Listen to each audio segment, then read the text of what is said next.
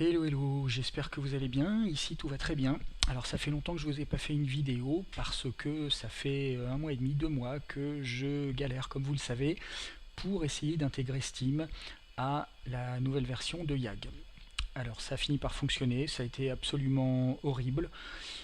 Je ne vais pas rentrer dans les détails, mais Unreal Engine propose une librairie, enfin un ensemble de librairies d'abstraction qui sont censées nous éviter de discuter directement avec les librairies propriétaires comme Steam, Google ou Amazon.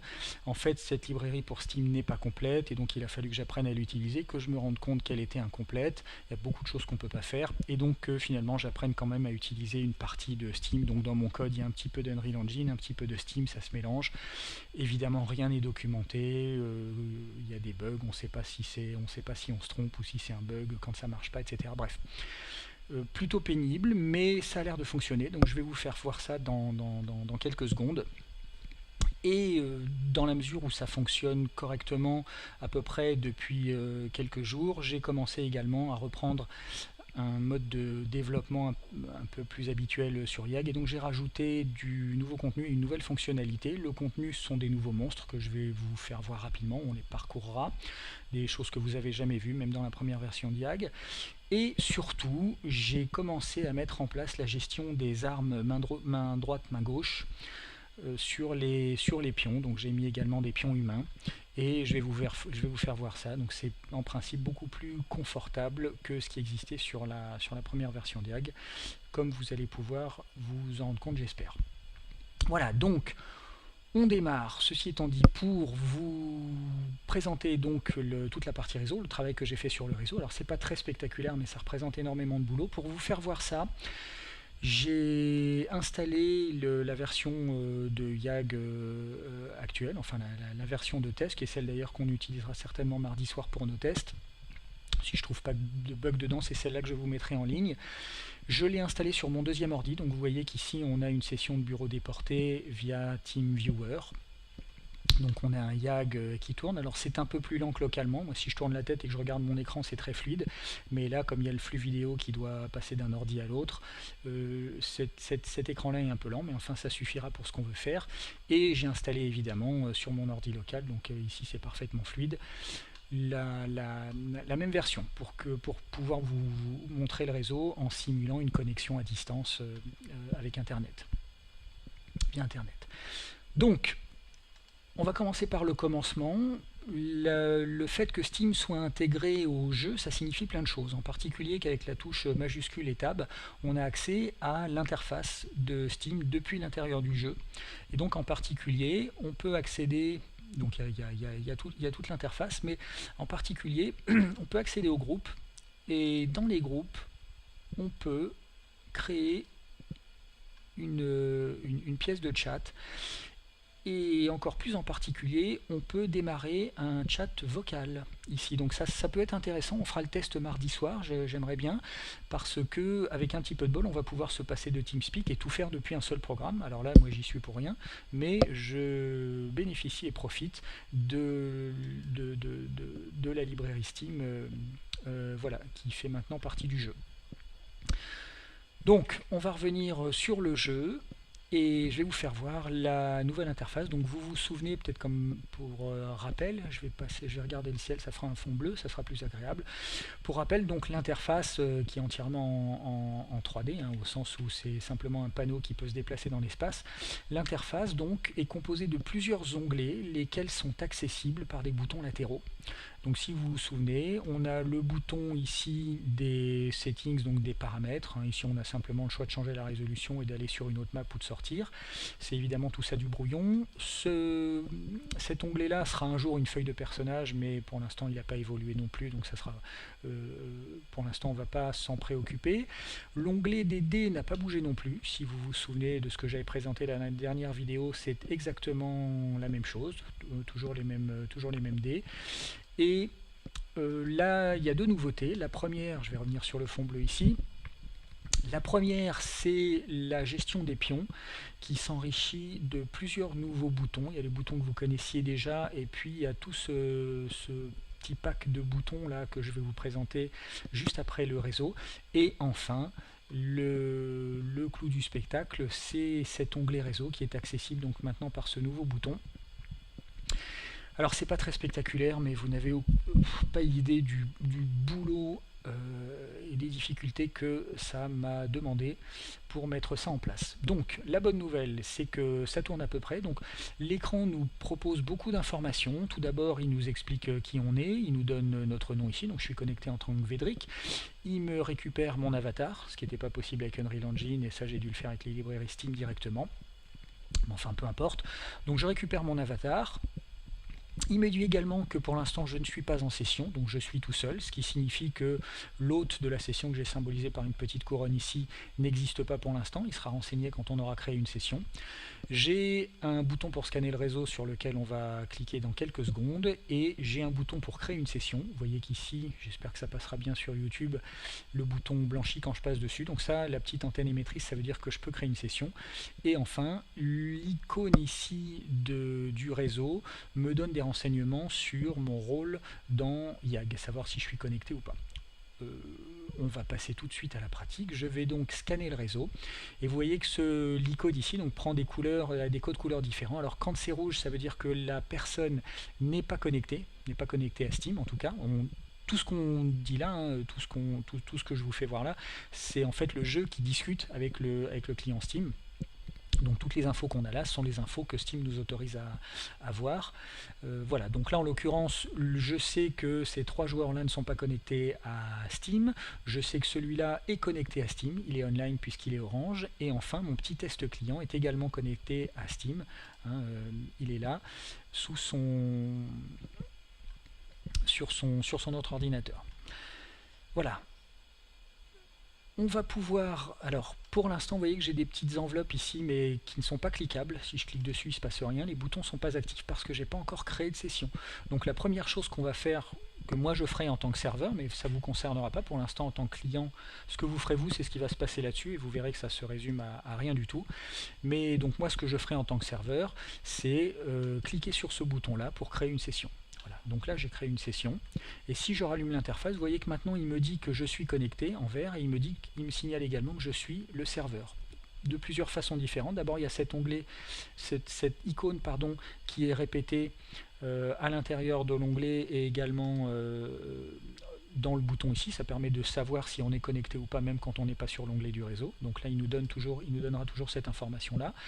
Je sais que j'ai créé la session puisque j'en suis l'hôte. Maintenant en face du symbole de l'hôte de la session, il y a mon nom et je vais pouvoir inviter les amis qui sont en ligne. Donc vous voyez que les boutons qui sont en face des amis qui sont connectés à Steam sont désormais actifs.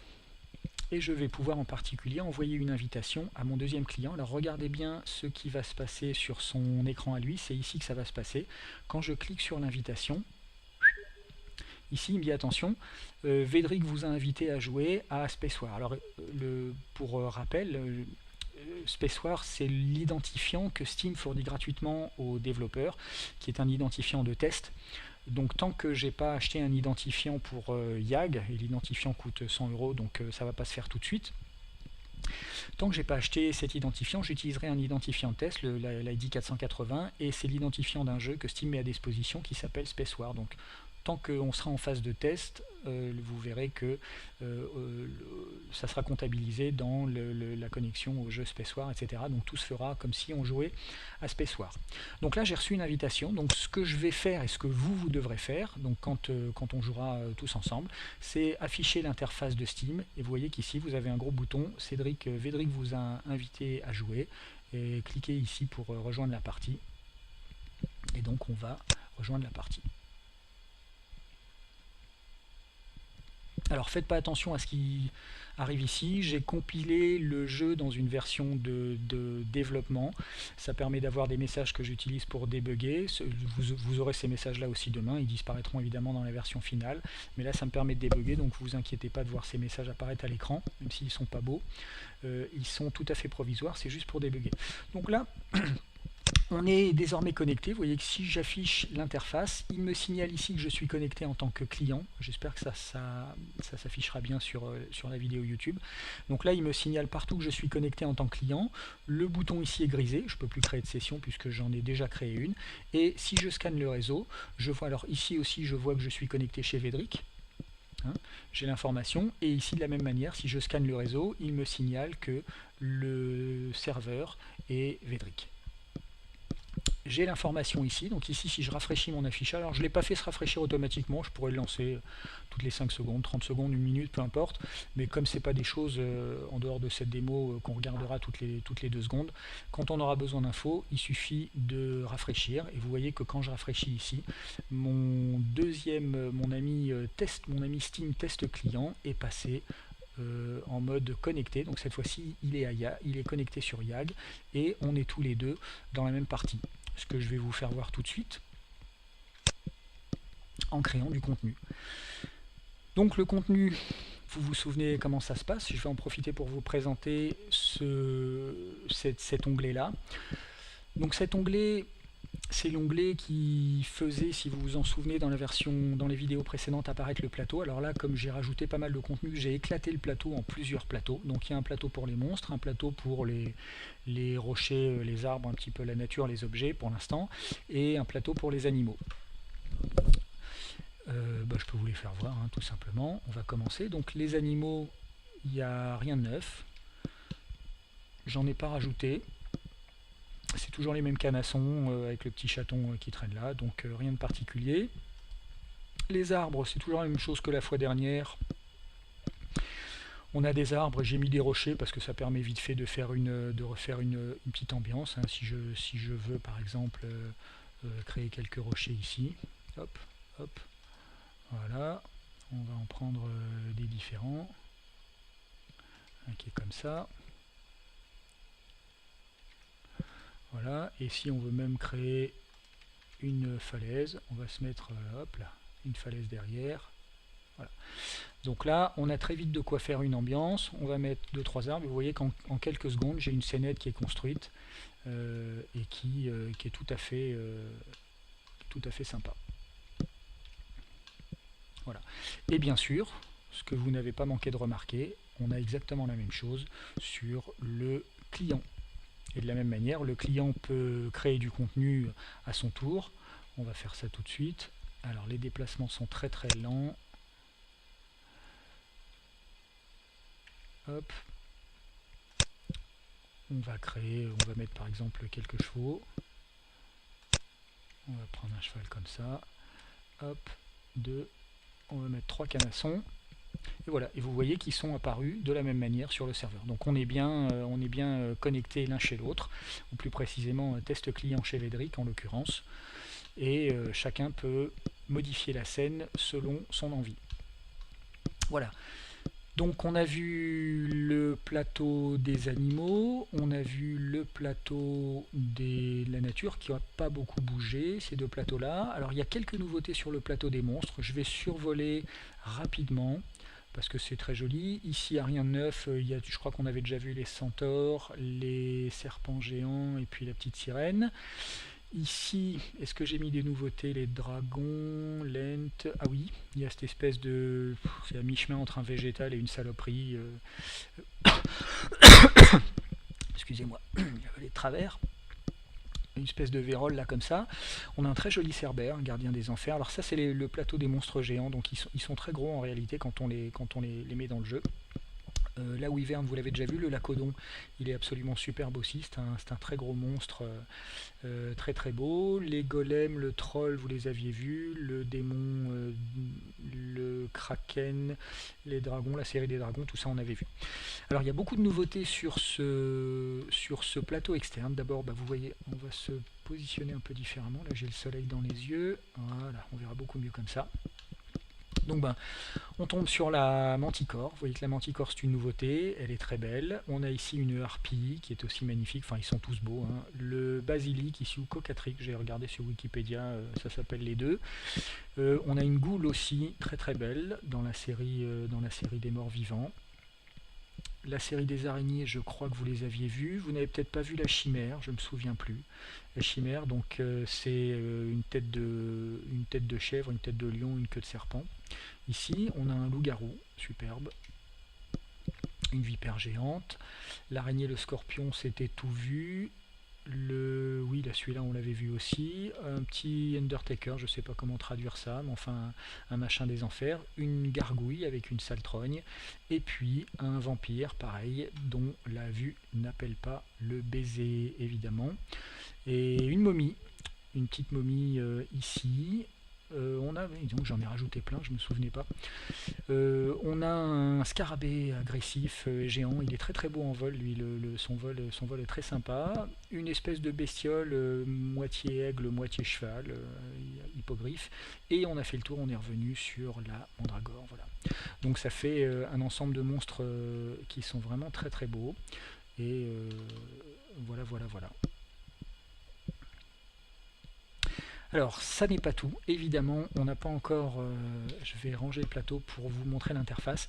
La grosse nouveauté, donc c'est pas que j'ai éclaté le plateau et rajouté du contenu, c'est surtout qu'on peut désormais gérer les pions humains. Je les ai rajoutés. Ils sont tous là quand on clique sur le petit masque. En fait, ça appelle le plateau. Alors, vous voyez que là, il y a du monde. Ça appelle le plateau qui contient tous les humains. Vous reconnaissez ici, hop, on va se rapprocher un peu. Vous reconnaissez ici nos chevaliers, les chevaliers qu'on utilise. Je vais virer l'interface. Les chevaliers qu'on utilise pour la campagne Pendragon actuelle. Et puis d'une façon générale, c'est tous les êtres humains médiévaux. J'ai pas repris tout ce qui est moderne, mais tous les médiévaux qui sont dans la première version d'IAG, qui sont désormais disponibles. Et ici, vous avez toutes les Brutus, toutes les grosses brutes du Infinity Blade qui sont offertes, qui est un package offert gratuitement par Unreal Engine. Voilà. Donc la nouveauté, on va prendre pour vous la montrer un petit chevalier. On va l'implémenter ici. On va se rapprocher de lui. Et on va faire venir l'interface à nouveau. Alors on va virer ça. Et donc les nouveautés, c'est qu'on a à nouveau deux plateaux. Je vais m'éloigner un petit peu pour vous les faire voir. Deux boutons, main droite, main gauche, qui font venir le même plateau, mais pour équiper respectivement évidemment la main droite ou la main gauche. Donc si je clique dessus, ça me fait venir le plateau des boucliers et des épées. Alors vous inquiétez pas, ils sont au milieu ils apparaissent au milieu en fait, il faudra que je les surélève un peu. C'est parce que leur origine, je pose les objets, je place l'origine des objets sur le plateau. C'est très bien quand l'origine des objets, des monstres, c'est des pieds, puisqu'ils arrivent les pieds sur le plateau. Par contre ici, l'origine de tous les objets qui sont tenus en main, c'est la partie par laquelle on les tient en main, et donc ça se trouve généralement au milieu de l'objet. Donc vous voyez que les boucliers sont posés en plein milieu sur le plateau. Donc il faudra que je surélève un peu tous ces objets. On a le même problème, vous voyez, avec les épées qui sont au milieu de leur anse. Donc à l'endroit où on les tient. Donc il faudra que je les surélève un petit peu. Je ne l'ai pas fait parce que c'est un peu chiant et que c'est pas intéressant, mais je le ferai. Mais tout ça pour dire que donc on a ces deux fois le même plateau, hein, que je clique sur le bouton main droite ou le bouton main gauche, donc qui nous propose des boucliers et des épées. J'ai pas encore mis les haches et tout, mais vous avez pas mal de choses. On va se rapprocher un peu, et donc lorsque je clique sur un des objets de ce plateau, ça va équiper la main de tous les personnages qui sont sélectionnés. Alors il faut qu'ils soient sélectionnés. Vous voyez, par exemple ici, si je sélectionne rien du tout, je peux cliquer comme je veux sur les épées, il ne se passe rien. Vous voyez. Par contre, si je sélectionne mon personnage ici, vous voyez, j'espère que vous voyez le rond blanc qui est situé sous lui, et que je clique par exemple sur un bouclier. Tiens, pourquoi? Ah oui, non, il apparaît, mais il est dans l'autre main. Alors on va lui donner une épée, ça sera peut-être plus visible. En fait, avec la perspective, on voit pas bien.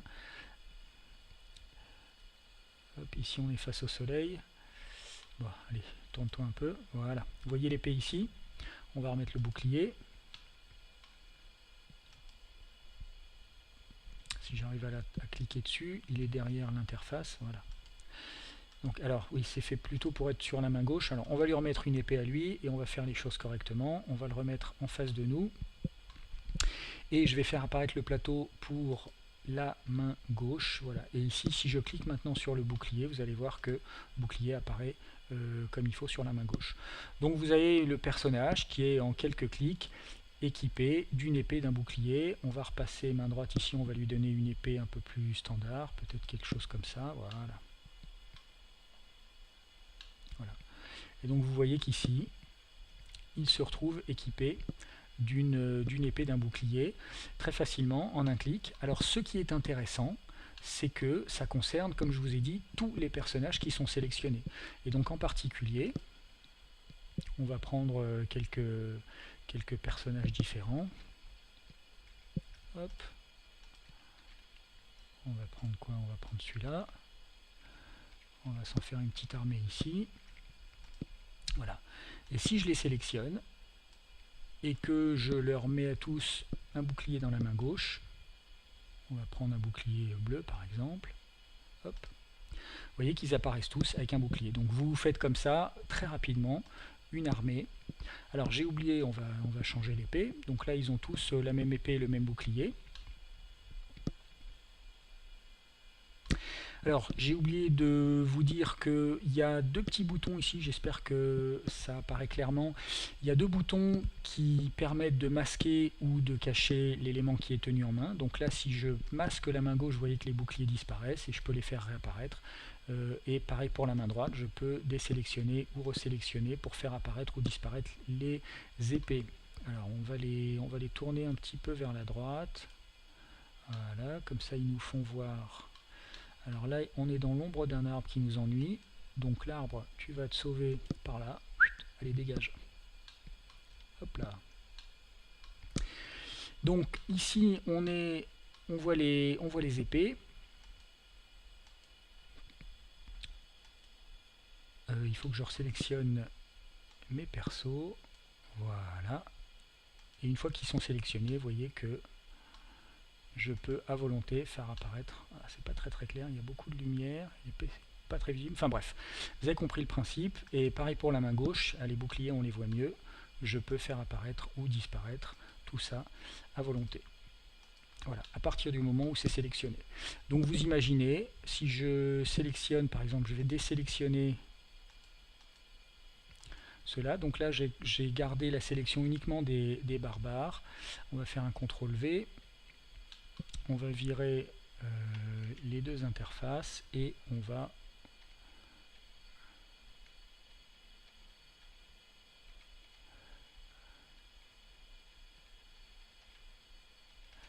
voilà, on va s'en mettre quelques-uns à l'écran. Alors pour rappel, hein, si vous avez fait attention, ça tourne toujours également sur le client, hein. Donc tout ce qu'on fait là, c'est valable dans sur les deux ordinateurs. Donc là, on va sélectionner tous nos personnages. On va désélectionner le rocher pour pas qu'ils partent en courant non plus. Et ensuite, ces persos, on peut les envoyer absolument où on veut. On va les envoyer par exemple dans le fond de la scène et on a une armée .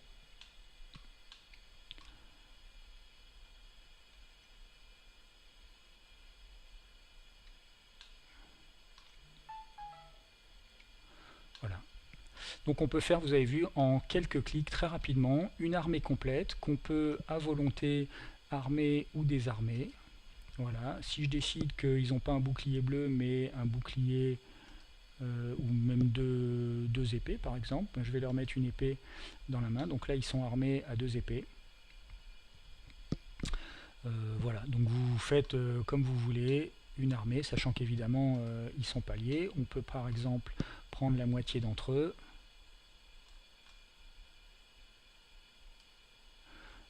l'envoyer sur la droite ici et l'équiper différemment. Donc on peut faire deux armées, on peut faire une armée de monstres, on peut leur mettre en face une armée de n'importe quoi. On va prendre quelques monstres ici. Qu'est-ce qui serait sympathique? Une armée de ghouls par exemple. Ou non, on va faire... tiens, j'ai jamais fait le test, on va prendre quelque chose qui vole. Je crois que la harpie est pas mal du tout. Hop. Voilà, on va virer tout ça. On va se la copier. Hop, hop, hop, hop, hop, hop, hop, hop, hop, hop, hop. On va faire les choses plus intelligemment en prenant directement CTRL-C, CTRL-V, CTRL-V, CTRL-V, CTRL-V, CTRL-V. Voilà.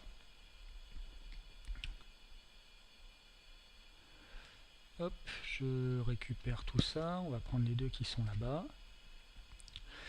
Et là, je peux les envoyer pareil. Vous voyez que... Tiens, j'en ai oublié une, mais c'est pas grave. Vous voyez qu'on a de la même manière ici une armée de harpies en marche. Et alors, ce qui va être sympathique, c'est qu'on va les mettre en vol. Vous vous souvenez que ça se fait avec le petit bouton ici. Et on va les rappeler vers... Voilà.